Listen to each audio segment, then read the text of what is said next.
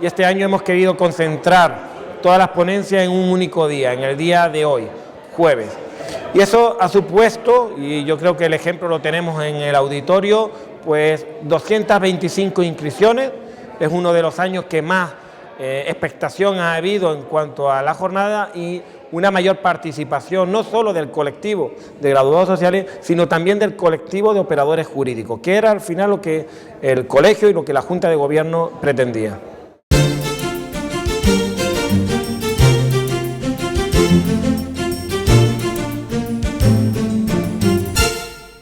Es para mí un honor y privilegio presentar al excelentísimo señor don Fernando Salinas.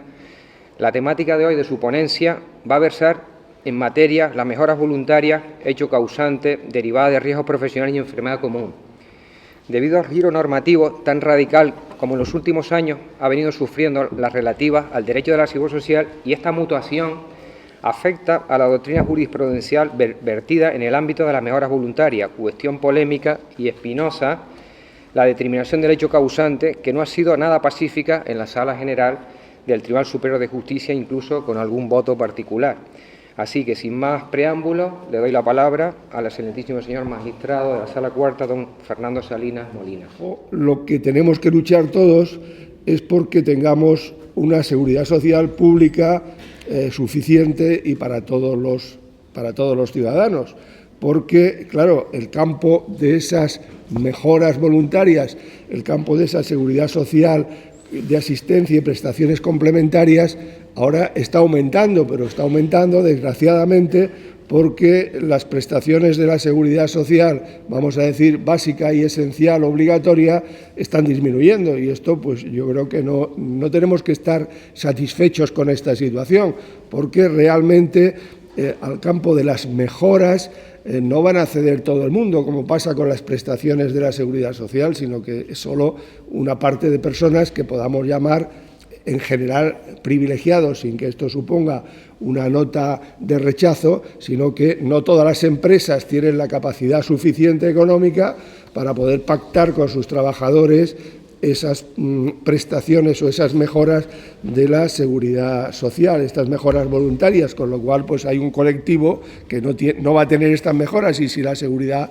social falla, pues se pueden quedar pues sin la cobertura de esas situaciones suficientes ante situaciones de necesidad. Entonces yo creo que ojo, destaquemos las mejoras, destaquemos este régimen de asistencia y prestaciones complementarias libre, pero que luchemos porque, en definitiva, sigan existiendo y que, lógicamente, pues que todo el mundo tiene derecho a tener la máxima protección y que el sistema tampoco nos va a dar, como muchas veces se ha dicho en algún artículo doctrinal, el límite está en la retribución que se percibiera cuando estaba en activo. Bueno, pues que se busquen sistemas, lógicamente la seguridad social pública no va a poder llegar, pero que la seguridad social pública sea lo más amplia posible en este sentido. El hecho causante, por algunos se ha dicho que no se puede aplicar miméticamente el hecho causante de las prestaciones de la seguridad social a las mejoras voluntarias. Es decir, que es una discusión que está en la doctrina, pero que también está en nuestras propias sentencias y lo vemos en algunos votos particulares.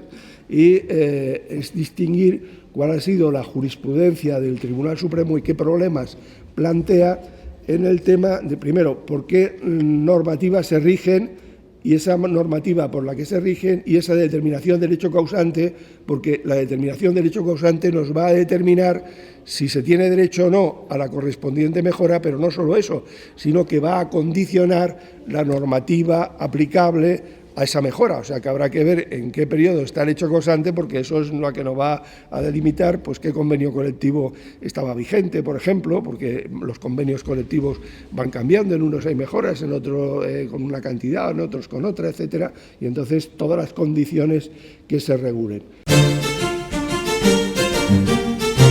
Una vez que ha intervenido, en este caso, Fernando Salinas, con su magnífica ponencia, que nunca habíamos tocado desde el Colegio de Graduados Social ni desde cualquier otra institución, cuando hablábamos de las mejoras voluntarias que tenían las incapacidades temporales, ese proceso posterior, donde todo el auditorio, parte del auditorio, ha procedido a, digamos, enriquecer más aún la ponencia de Fernando Salinas, para mí, como presidente, me enorgullece el ver cómo el colectivo va interviniendo, cómo el colectivo va preguntando en aquellas cuestiones, en aquellas dudas que tiene y que le suscita el propio despacho profesional del día al día en cuanto al asesoramiento que tiene a los clientes.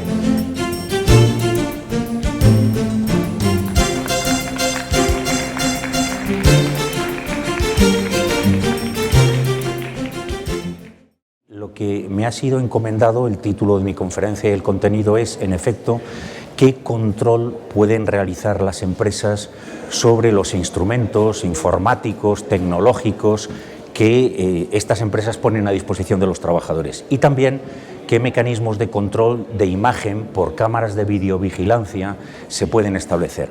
Y, por lo tanto, hay que tener un especial cuidado porque están comprometidos o se pueden lesionar los derechos a la intimidad, al secreto de las comunicaciones y a la protección de datos de los trabajadores.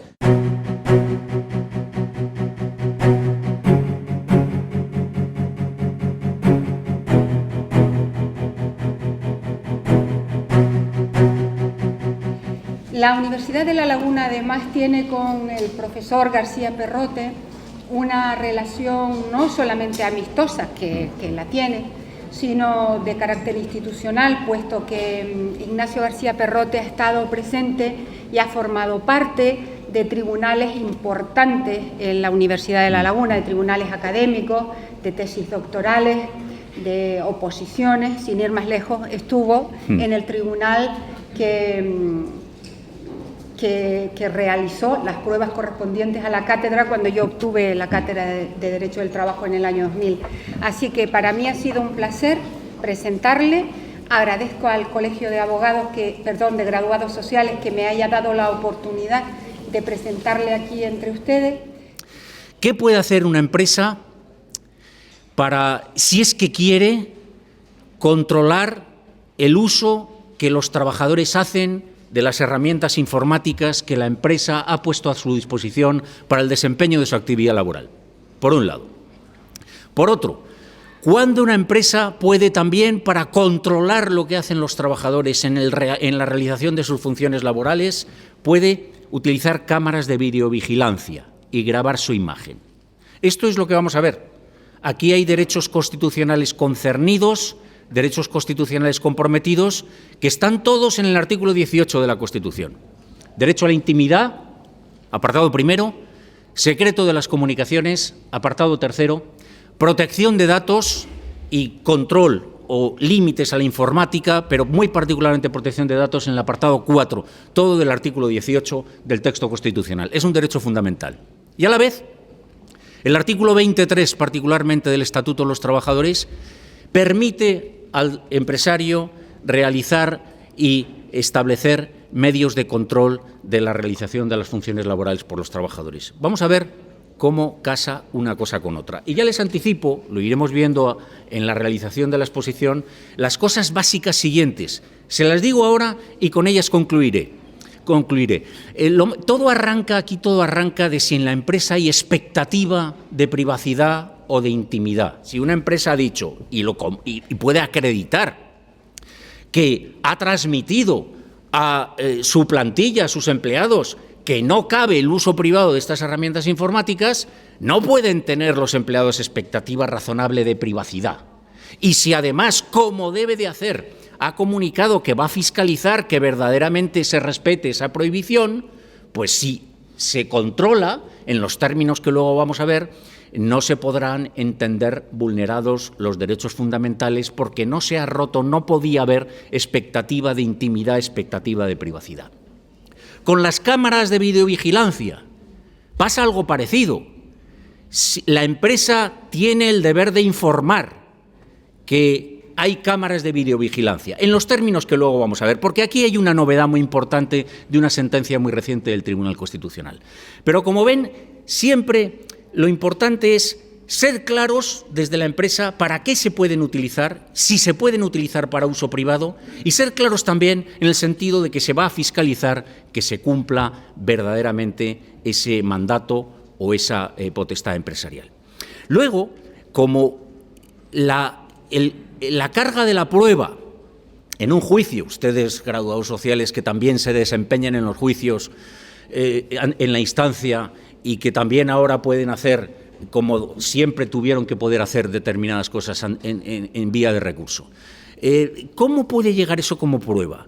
Pues si eso se ha respetado la empresa, ha sido transparente, ha roto la expectativa de privacidad o intimidad, ha controlado las cosas y lo ha hecho bien sin lesionar los derechos fundamentales, lo que habrá que hacer es asegurar que esa prueba no está manipulada. Esto requerirá una prueba pericial, requerirá, y así se aportará a los autos, es conveniente la intervención de notarios, inconveniente la intervención de un perito informático, la cadena de custodia, cosas de las que luego podemos hablar, y eso llegará como prueba, y si ha respetado los principios de proporcionalidad y esa transparencia a la que vengo haciendo alusión, la empresa podrá acreditar el incumplimiento del trabajador con esa grabación de él, ese trabajador o ella haciendo algo, en un caso que les voy a contar, sustrayendo dinero de la caja de la tienda, o un trabajador que ha accedido o ha transmitido, es un supuesto del Tribunal Constitucional, un secreto empresarial a la competencia,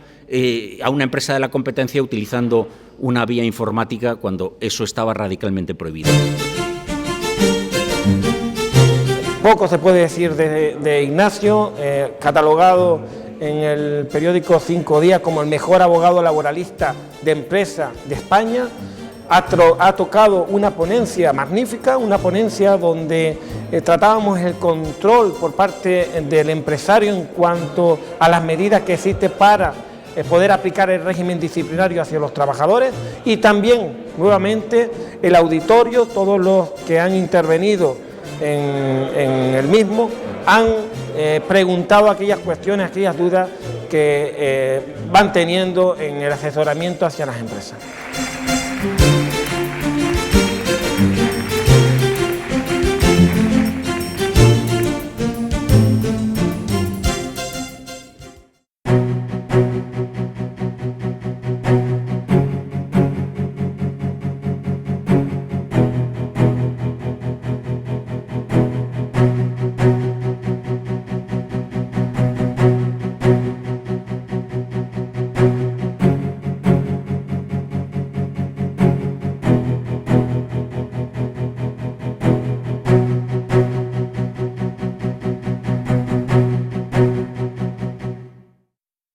Vamos a tratar de un mecanismo que arbitra el ordenamiento jurídico para que los trabajadores y sus familiares puedan obtener una reparación completa de los daños y perjuicios que sufren como consecuencia de un accidente de trabajo o de una enfermedad profesional, siempre que haya mediado culpa o negligencia del empresario.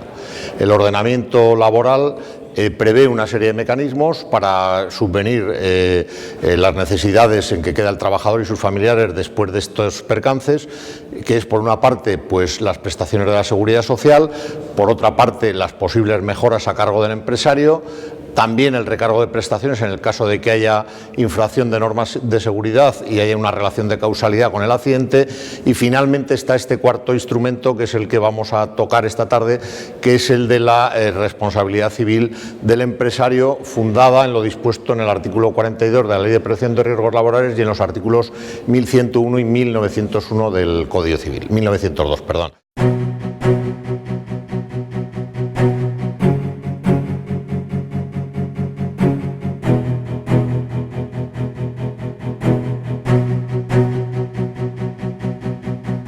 Brevísimamente presentar al ponente de esta tarde, que es, como ya saben todos ustedes, don Emilio Palomo Balda, que nos va a hablar sobre las indemnizaciones, la cuantificación de las indemnizaciones en los accidentes laborales. Bueno, sobre don Emilio es muy poco tengo lo que decir, porque entre otras cosas creo que es muy conocido de todos ustedes, todos los que estamos en el mundo del derecho del trabajo, de la rama social del derecho, lo conocemos, pero brevísimamente decir que es un jurista de lo social de una larguísima trayectoria, es decir, que comenzó como abogado laboralista, posteriormente accedió a la judicatura, estuvo en juzgados de primera instancia, bueno, juzgados de instancia de lo social, perdón, y posteriormente ha finalizado, que es donde está actualmente, en la Sala de lo Social del Tribunal Superior de Justicia del País Vasco, pero entre medias, pues bueno, ha tenido una participación importante en el gabinete técnico de la Sala Cuarta del Tribunal Supremo, además de eso, ha participado en comisiones calificadoras para los magistrados que se especializan en la rama social del derecho, y evidentemente podemos decir de él que toda esa trayectoria la ha configurado como uno de los juristas más prestigiosos del país, que evidentemente es un jurista de larguísimo recorrido y también de muy largo y profundo alcance. Por tanto, creo que es una persona que estamos de suerte en que venga a intervenir hoy en este tema.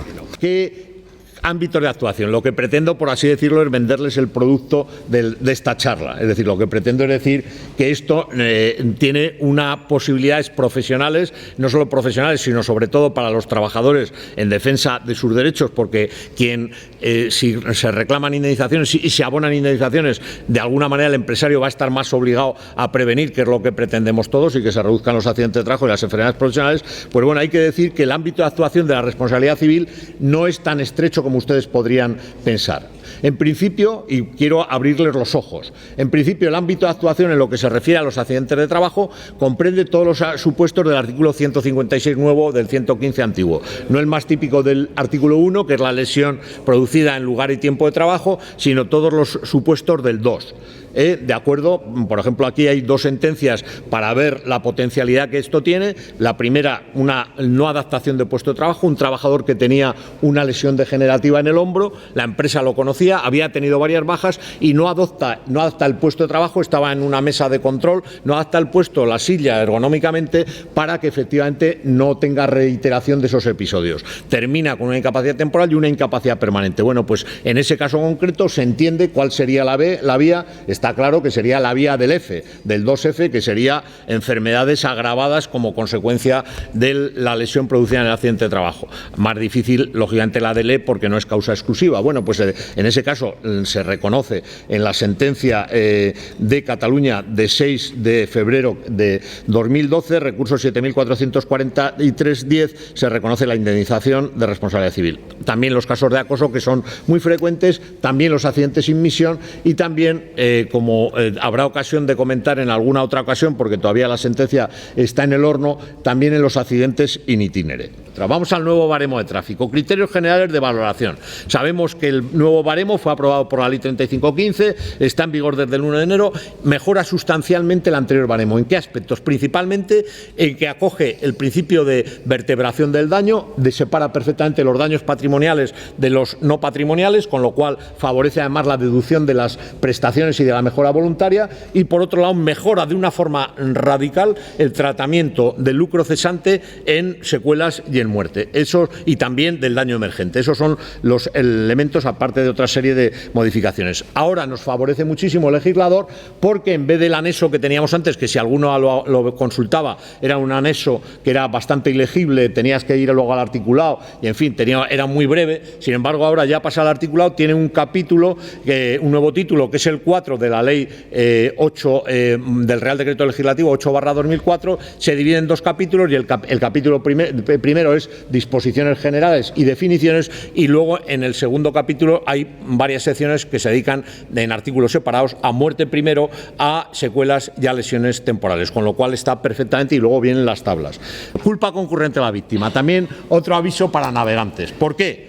Porque ahora se recoge en el artículo 1, se mantiene lo del máximo del 75%, todos sabemos lo que es culpa concurrente, cuando el trabajador o el accidentado ha concurrido en la producción del accidente de forma eficiente, y entonces el tema es que, aparte de mantenerse el 75% como tope, que hubo una sentencia por ahí de un tribunal superior que aplicó el 90% saltándose esto, pero aparte de eso, lo que dice es que se entenderá siempre que hay culpa concurrente a la víctima cuando no haya adoptado las medidas preventivas puestas a su disponibles. En el sobre todo cinturón de seguridad en los coches. ¿Esto es aplicable en lo laboral? Mi tesis es que no. Es decir, no es aplicable automáticamente. No porque no, sino ¿por qué? Porque, lógicamente, si el empresario está obligado a prevenir las imprudencias del trabajador, si esa actuación de no ponerse el casco, de no adoptar las medidas pertinentes, se manifestaba de una forma que no será corregida por parte del empresario o por los directivos, habría una culpa invigilando que impide aplicar lo que en el ámbito del circulatorio sí tiene sentido, que eres tú el que decides ponerte el cinturón por la mañana, con lo cual esto es otra cosa. por favor, pónganse ustedes el cinturón, porque encima, si luego tiene un accidente, les van a corresponder menor indemnización. O sea que ya no hay excusa para no ponerse el este.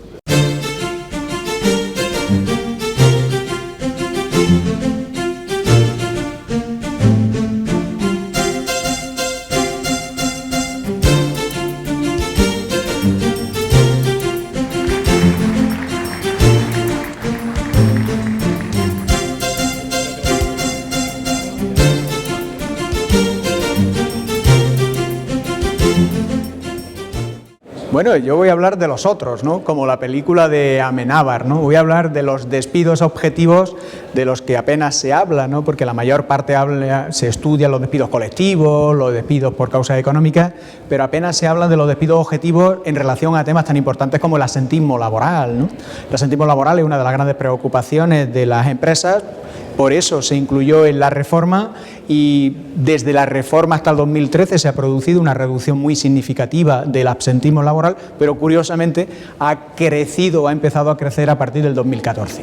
¿Qué ha pasado con esos despidos en los que hay relacionados dos intereses muy diferentes? El interés del empresario a que la enfermedad de los trabajadores y las bajas continuadas no perjudique su productividad, y el interés de las personas a que su enfermedad, que no le discapacita, no le expulse del mercado de trabajo.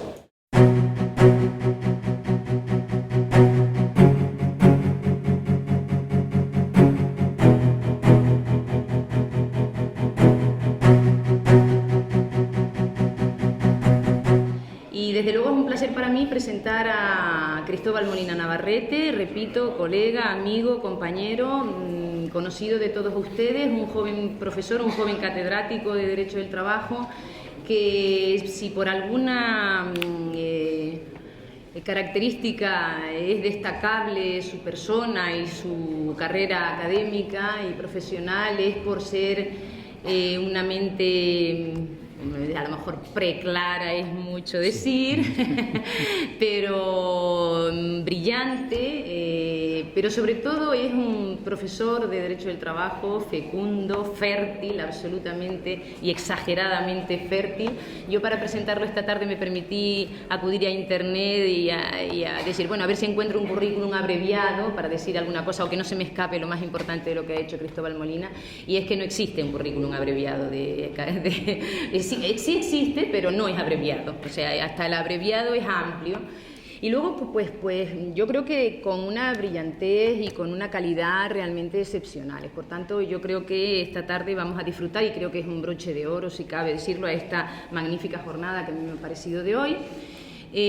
Pues para hablarnos del despido objetivo, entiendo yo por el título que se le ha dado, pues quitando el despido plural, ¿no? Por causas económicas, porque ha precisado que el despido objetivo, en particular por causas inherentes a la capacidad del trabajador, ineptitud sobrevenida, inadaptación tecnológica y absentismo laboral. Por tanto, dejando fuera el que está muy tratado ya, despido plural frente al despido colectivo, tratado, digo, hasta la saciedad desde la última reforma laboral, pues nos va a ilustrar seguramente, o con toda seguridad, el profesor Cristóbal Molina Navarrete sobre el despido objetivo. Nada más, le dejo la palabra y vamos a ver si ponemos broche de oro a esta jornada.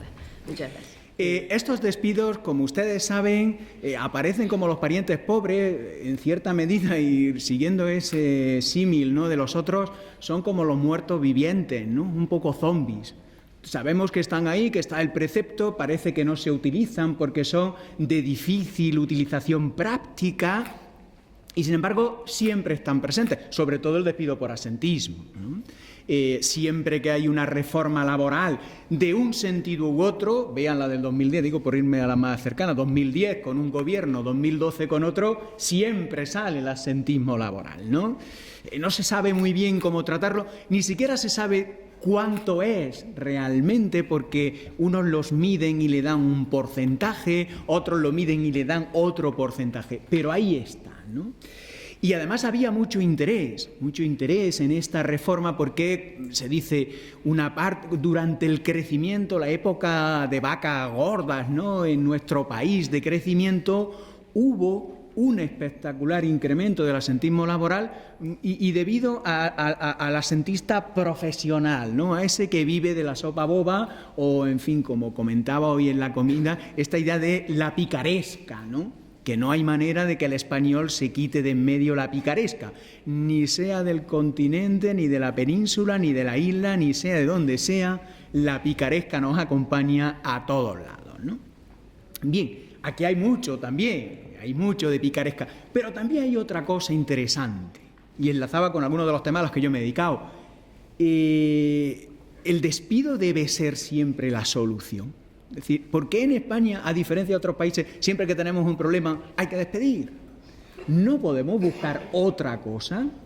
Ya saben, esta tensión entre flexibilidad interna y flexibilidad externa, ¿no? Que es el gran eje de la reforma laboral, pero que luego se olvidó y de hecho no aparece en absoluto con claridad, donde todo sirve para todo. De hecho, no hay ninguna empresa que no haya acudido a un expediente de regulación de empleo que no haya acudido a medidas de flexibilidad interna. Bueno, en esta dinámica, por tanto, la pregunta sería, ¿qué ha pasado? ¿Qué ha pasado en este tiempo? ¿Qué ha ocurrido con estos despidos, ¿no? Sobre los que, sobre todo en el de absentismo, también en relación a la inadaptación a los cambios tecnológicos hubo reformas, el de ineptitud, sin embargo, sobrevenida, no se ha modificado en estos años. ¿Ha habido ahí también alegría? ¿Ha habido ahí esa viveza que hemos visto antes en este tema, estas tensiones entre unos jueces y otros? ¿Ha habido intentos de abrogar, de eliminar esos preceptos? ¿Se han asumido con facilidad por los tribunales? Bueno, de todo eso yo les quiero hablar. Voy a centrar mi intervención, por tanto, en un espacio razonable de tiempo, en tres cuestiones, ¿no? Tres grandes cuestiones. Una de carácter general, donde voy a tratar, ¿no?, de relacionar, ustedes me han dicho, por el mismo precio yo le voy a hablar de los unos y de los otros. ¿Qué relaciones hay entre los despidos de los que todo el mundo le gusta hablar, los colectivos y los objetivos económicos, y los otros, ¿no? Porque hay unas relaciones muy estrechas, ¿no? Y les menciono, esta sí se la voy a poner en la transparencia, una sentencia también muy interesante de noviembre del 2014, donde pone de relieve que el absentismo es un factor suficientemente útil como para elegir al trabajador que va a ser carne de cañón o de despido colectivo o del despido objetivo económico. Con lo cual habría que preguntarse, ¿tiene sentido preocuparse de las problemáticas y dificultades que genera el artículo 52 de cuando tienes abierta, según la vía jurisprudencial más reciente, sentencia del 2016, febrero de 2016, plena discrecionalidad para elegir tanto los criterios como al trabajador? Es una cuestión que habría que plantearse. Pero en cualquier caso hay otros elementos de conexión que creo que merece la pena poner de relieve. Una segunda parte en la que les voy a contar, ahora sí, muy selectivamente, algunas pinceladas, algunos aspectos problemáticos, ¿no? Algunas cuestiones más relevantes de la tensión jurisprudencial que existe en esta materia, que, insisto, no se evidencia, no aparece ni en los comentarios, ni por parte de la academia, ni por los foros profesionales, pero se está librando una batalla interesantísima en distintos tribunales en esta materia. Y terminaré con un par de aspectos también generales, si tengo tiempo, si no, se lo comentaré, lo dejaré solo apuntado. Ya les digo que todo eso lo tienen sobradamente con las sentencias precisas, las de contraste, las de referencia en el texto. Mi única conclusión es pur si muove, ¿no?, como Galileo. Las cosas no están tan tranquilas como parece, y aunque nadie hable de los otros, ustedes, que sí han pedido que les hable y yo que les he comentado, están pasando cosas muy interesantes para los trabajadores y también para las empresas, que merecería la pena pues dinamizarlos y conocerlas mucho mejor para una práctica más fértil. Así que yo ahora quedo a su disposición. Muchas gracias.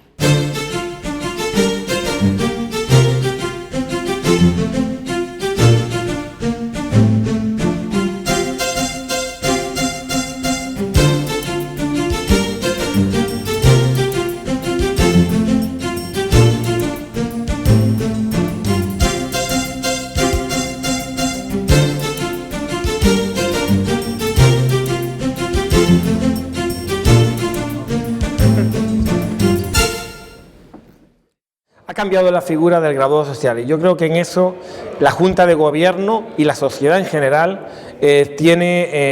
son los protagonistas en este sentido, en ese cambio. El graduado social anteriormente, en el pasado, estaba vinculado únicamente a la gestión de nóminas y seguros sociales. Y los pasos que el Ministerio de Justicia ha ido dando, otorgando cada vez más competencia a los graduados sociales, ha hecho que la figura del graduado social haya cambiado. El graduado social ahora, en estos tiempos, es un asesor jurídico laboral. Un asesor jurídico laboral exclusivamente en esas áreas, en las áreas del derecho del trabajo y de la seguridad social. Y Europa, no podemos olvidarnos que ha pedido que los profesionales sean especialistas, que se formen en un área determinada.